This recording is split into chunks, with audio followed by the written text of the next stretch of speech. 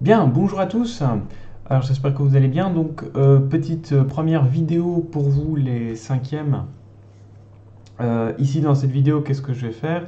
Je vais simplement corriger le devoir. Comme ça vous avez la correction. C'est l'unique chose que je vais faire dans cette vidéo. Donc je prends tout de suite ce devoir. N'hésitez pas à un moment donné, si vous voulez le faire par vous-même, vous stoppez la vidéo.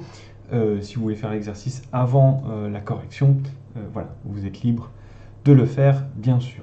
On avait une première question qui donc demandait à ce qu'on fasse le tableau de signes et de variation de chaque fonction. Donc, un tableau de signes, comment on fait? On fait une ligne pour les x, une ligne pour les y. Et ce qui est important ici à comprendre, c'est que ce qui nous intéresse, c'est de comprendre pas comment varie la fonction, mais comment se comporte la fonction au niveau de l'axe des x. Est-ce qu'elle est au-dessus de l'axe des x ou en dessous de l'axe des x? Par exemple, ici, on voit que la fonction sur cette zone-là est positive. Ici, elle est positive parce qu'elle est au-dessus de l'axe des x. Entre les deux, entre ces deux valeurs-ci, la fonction est en dessous. Ce qui nous intéresse, c'est le signe de y. Et donc, on va reporter ici si c'est au-dessus ou en dessous de l'axe. Et donc, les informations qui sont importantes, c'est bien sûr là où commence la fonction. Ici, on voit que la fonction commence en moins 1,5 ou moins 3 demi. C'est la même chose, donc vous pouvez mettre moins 3 demi ou moins 1,5. Ça revient au même. Et donc en moins 3 demi, alors on est en 1. Maintenant, on peut mettre simplement que c'est positif puisqu'on cherche le signe. On sait qu'on est au-dessus de l'axe des x. Avant, bah, évidemment, il n'y a rien, puisque la fonction commence à cet endroit-là. Si on regarde après moins 3 demi, eh bien, on a que la fonction est de nouveau positive entre ces deux valeurs. Et puis en moins 1, qu'est-ce qui se passe? Donc lorsque x vaut moins 1 ici, on a tout simplement que on a une racine. Le y vaut 0, puisqu'on touche l'axe des x. On est à hauteur 0. Donc on met simplement 0. Et puis ensuite, c'est négatif entre moins 1 et une autre valeur. Et on va chercher tout de suite quelle est cette valeur. Cette valeur ici est tout simplement 1,5 ou 3 demi de la même façon. Et donc, on a de nouveau ici une racine. Et puis, c'est positif. Voilà. Alors, on peut faire la même chose exactement avec l'autre fonction. Si on cherche de nouveau le tableau de signes, on peut voir qu'il y a quelques informations importantes, comme ici, on a une racine. En cet endroit-là, on a aussi une racine. Et puis, là, sur cette partie-ci, c'est positif. Là aussi, c'est au-dessus de l'axe des x. On a évidemment en 1 une asymptote verticale qu'on peut remarquer. Et puis ici, c'est négatif, puisque c'est en dessous de l'axe des x, le y sera négatif. Alors, donc si on reprend ces informations qui sont importantes, en 0, on a une racine. En 1, ça n'existe pas puisque il y a une asymptote verticale, donc y n'a pas de valeur. Ensuite, si on se place en 2, on a une racine. Et puis on peut venir compléter toutes les autres informations. Avant 0, donc sur cette partie-ci, le y est négatif, ainsi que sur cette partie-là, c'est-à-dire entre 1 et 2. Donc ici, c'est négatif. Entre 0 et 1, c'est positif. Et puis après 2, ici, c'est positif aussi. Alors, on demande ensuite le tableau de variation. Ce n'est pas le signe, savoir si c'est au-dessus ou en dessous qui nous intéresse, mais ça va vraiment être est-ce qu'elle monte ou est-ce qu'elle descend. Ça va? Alors, si on regarde ici, la fonction, bah, elle commence bien sûr en moins 3 demi, donc ça, on peut répéter la même chose que pour le tableau de signes, c'est pas un problème. Et puis, on voit qu'on commence en 1 pour le y. Et qu'est-ce que fait la fonction? Elle descend. Elle descend jusque ici, où on a une espèce de minimum, et puis ça va remonter. Donc, la fonction descend, atteint en quel x ici qui vaut 0, puisqu'on est sur l'axe des y, avec le minimum qui va valoir moins 1, et puis la fonction va remonter. Puisque j'ai parlé de minimum, et ici on a aussi un maximum local, donc on peut parler de max et min, comme ça on a le tableau de variation plus précisément. Ça va? Ok, alors, ensuite, pour le tableau de variation de la deuxième fonction, qu'est-ce qu'on remarque? C'est que la fonction ici, elle monte tout le temps, puis il y a une asymptote verticale, et après cette asymptote verticale, eh bien, elle remonte encore. On regarde toujours vers la droite. Ici, lorsqu'on avance pour les x, on monte pour les y.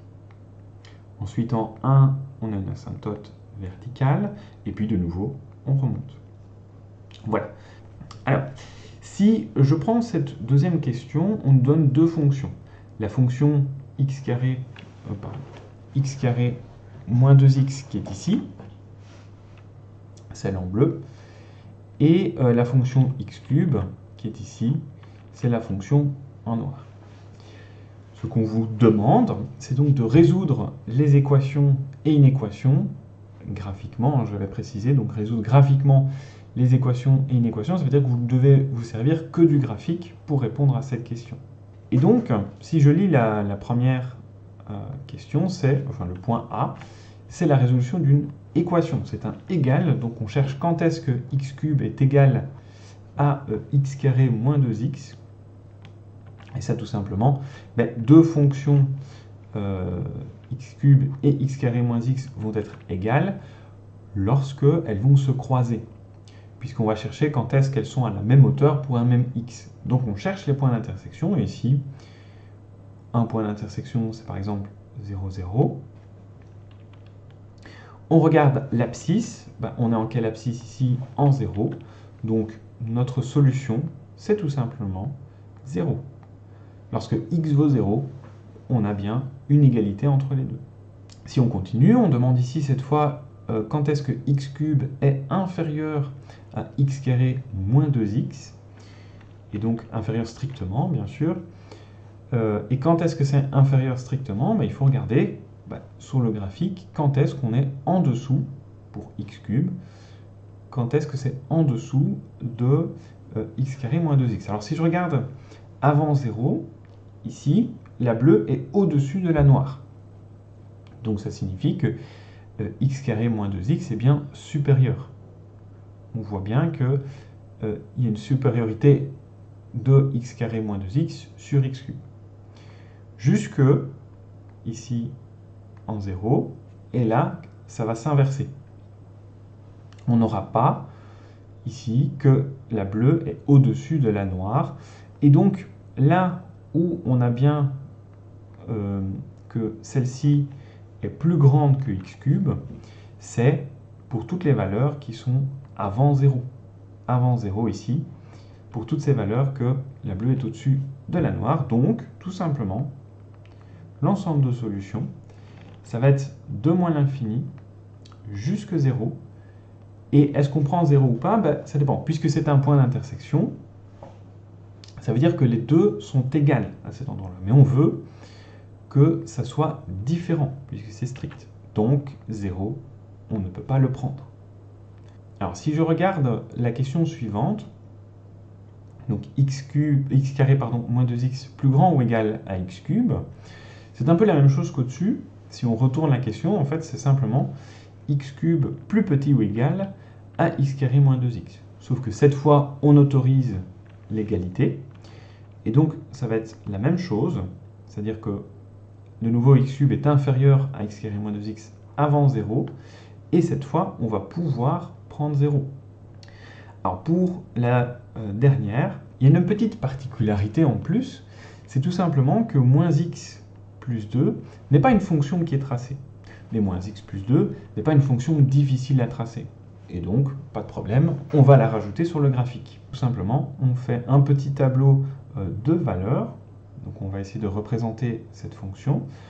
Alors on va prendre des valeurs faciles. Alors comme c'est une fonction du premier degré, bon, on peut prendre juste 2 valeurs, c'est suffisant. Maintenant on peut en prendre une troisième si on veut pour être plus précis, mais avec 2 valeurs, ce sera suffisant puisque c'est une droite, puisque c'est une fonction du premier degré. Et donc si je remplace par 0, on aura moins 0 plus 2, donc 2, on peut remplacer par 0 plus 2, ça donnera 2. Pour 1, si je remplace par moins 1, donc on a par 1, on a moins 1 plus 2, ce qui va donner 1. Et ensuite, 2, si on fait moins 2 plus 2, on aura tout simplement 0. Ok? Donc, la fonction, elle ressemble à quoi? 0, 2, on est ici. 1, 1 et 2, 0. Alors, ça donnerait donc quelque chose qui ressemble plus à ceci. Voilà. Et donc, si on revient à l'énoncé, on demande quand est-ce que x cube est inférieur à cela. Donc, on va devoir comparer la verte avec la noire. Et quand est-ce que la verte est au-dessus de la noire? Mais tout simplement, si on regarde, alors je vais le refaire en vert, donc ici tout simplement, elle est au-dessus. Si on regarde. Et donc ce sera pour toutes les valeurs qui seront inférieures. Pardon, si on regarde avant 1, la verte est bien au-dessus de la noire. Et puis après, ça s'inverse. Donc ça s'arrête en 1. Donc l'ensemble de solutions, ce sera tout simplement tout ce qui est avant 1. Est-ce qu'on le prend ou pas? Puisque c'est un point d'intersection, puisqu'on autorise l'égalité, on prend tout simplement la valeur 1. Bien, nous voilà donc alors à la troisième question, deuxième partie de l'interro. Cette fois-ci, on ne passe plus sur le graphique pour résoudre une équation, mais cette fois on essaie de le faire algébriquement, donc ça veut dire directement par calcul. Vous avez ici donc une égalité avec deux membres qui sont tous les deux du premier degré, donc ça va être très simple, il suffit de remettre tous les x du même côté et puis tout le reste de l'autre, ça c'est la première étape. Et donc ici, si je veux remettre les x du même côté, comme j'ai plus x ici, je vais tout simplement soustraire x de chaque côté. Donc je viens retirer x de chaque côté. Pourquoi? Tout simplement pour le faire partir à droite. Et ici, j'avais 2x à gauche, moins x, il restera x, plus 1 égale à moins 3. Le plus 1 qui est ici, si on veut s'en débarrasser, on va faire moins 1 de chaque côté. Et donc j'ai plus 1, moins 1 égale à moins 3, moins 1. Donc j'ai repris la même chose, je fais moins 1 de chaque côté. Il nous reste donc tout simplement x égale moins 4. Et cela nous donne notre solution, puisque x, on vient de trouver que x valait tout simplement moins 4. Si on veut faire la deuxième, par exemple, cette fois il faudra faire un peu attention parce qu'on a du carré. Donc, soit on peut se lancer dans la technique du delta, mais ici il y a beaucoup plus simple que ça, puisque il faut remarquer une chose, c'est que vous avez moins 2x, moins 2x. Et donc, d'une certaine manière, on va pouvoir les simplifier. Qu'est-ce que ça veut dire? C'est tout simplement que si on veut se débarrasser du moins 2x qui est ici à gauche, je vais faire plus 2x. Donc, je peux tout simplement faire moins 2x plus 2x égale à moins 2x plus 2x. Je fais plus 2x de chaque côté. Ici, du coup, ça va se simplifier.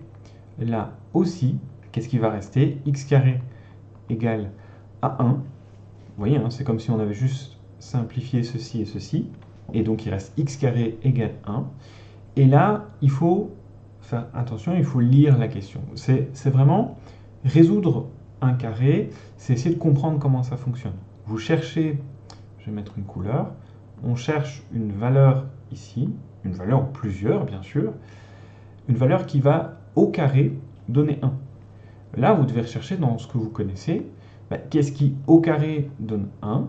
C'est tout simplement 1. 1, ça fonctionne. Ou, bien sûr, il y a une autre valeur qui est possible, c'est moins 1. Comme c'est un carré, il y a deux valeurs maximum possibles, et donc c'est bien 1 et moins 1. Les deux au carré donnent 1, donc ça nous fait bien deux solutions. Donc vous avez moins 1 et 1. Voilà.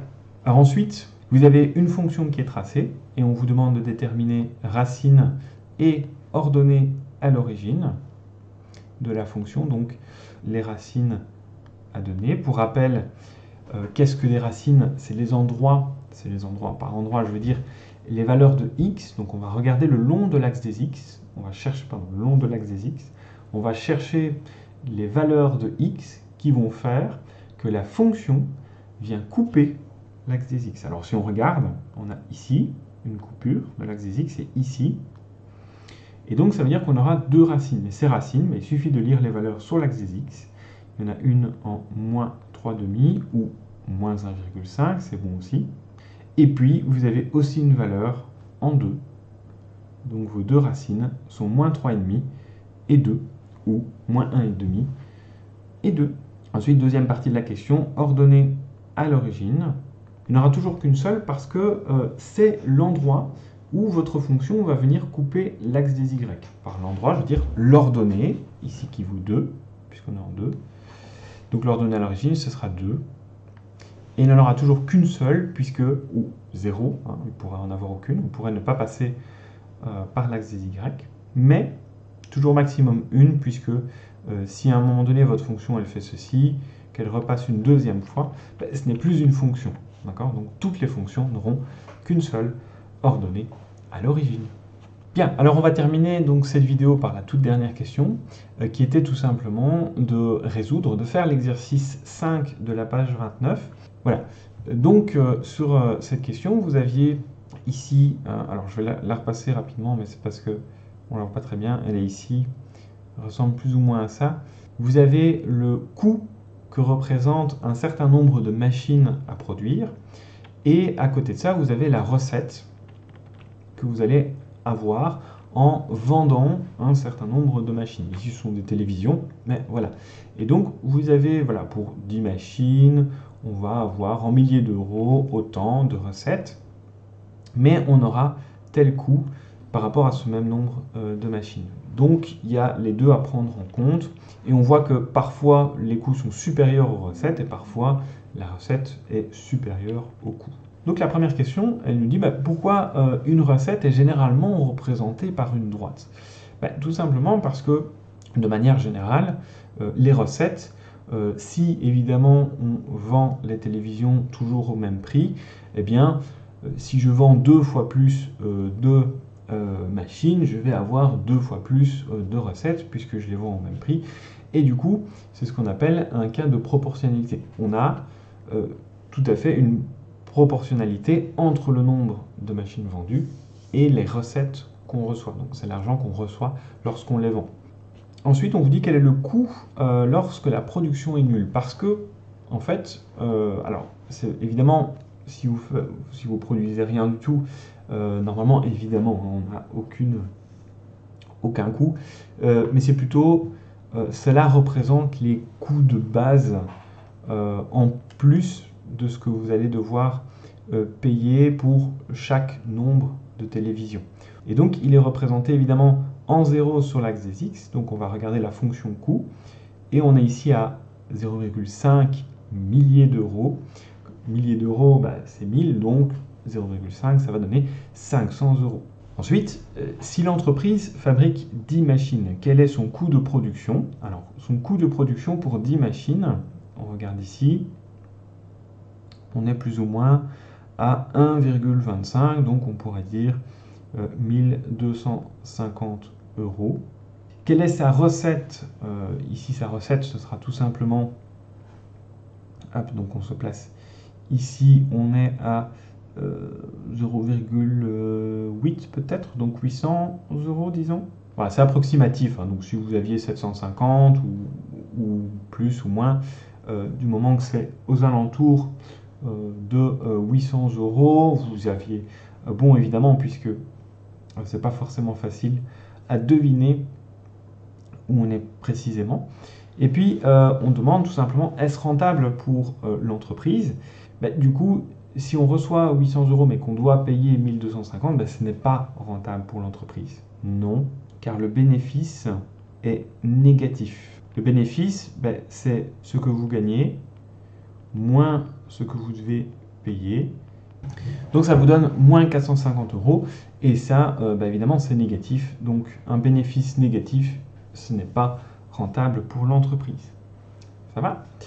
Alors, combien de télévisions l'entreprise doit-elle fabriquer pour équilibrer ses comptes? Alors, ce qu'on veut dire par là, c'est plutôt à quel moment, pour quel nombre de machines, on a que les recettes et les coûts sont identiques. Donc c'est chercher, en fait, finalement, quand est-ce que la fonction en bleu est égale à la fonction en rouge. Donc ce sont les points d'intersection.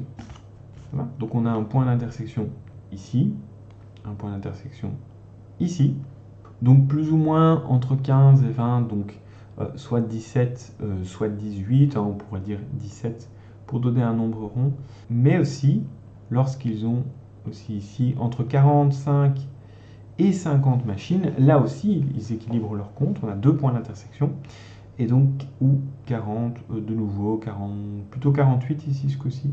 Alors, combien de machines l'entreprise doit-elle fabriquer pour réaliser un bénéfice de 500 euros? Un bénéfice de 500 euros, ça veut dire que votre recette doit vous donner 500 euros de plus que ce que ça vous coûte.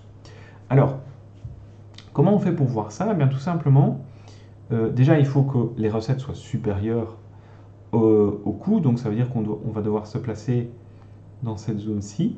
500 euros, c'est un carreau. C'est un carreau de hauteur. Et donc, on peut voir que plus ou moins ici, on a un demi-carreau de différence entre les deux. Et puis ici aussi. Et donc, c'est plutôt pour 25 et on va dire ici 43 télévisions. Donc, ensuite, combien de machines l'entreprise doit-elle produire pour réaliser un bénéfice maximum? Alors un bénéfice maximum, c'est l'endroit où, vous voyez les petites différences ici qu'on a faites, elles doivent être les plus grandes possibles. On ne doit pas avoir 500, mais est-ce que c'est possible d'avoir plus que 500? Ce serait quelque part entre les deux. Et puis, il faudrait, alors, soit vous passez avec votre latte et vous regardez quand est-ce que vous avez la plus grande distance, ou bien alors il y a une autre méthode. Si vous prenez votre latte et vous tracez on essaye de tracer, on se place sur cette droite, on essaye de tracer une parallèle et on essaye d'arriver au bout de cette fonction-ci. Parce qu'en faisant ça, vous allez aller le plus loin possible de cette droite. Et donc vous allez avoir ici le maximum. Quelque part, vous allez avoir la différence maximum, c'est-à-dire le bénéfice maximum qu'on peut avoir. Et ça, c'est plus ou moins en 36 télévisions, 37 télévisions, quelque chose comme ça. Allez, mettons 36. Voilà, donc ceci clôt la vidéo sur la correction de du devoir. N'hésitez pas à me poser des questions si ça n'était pas clair.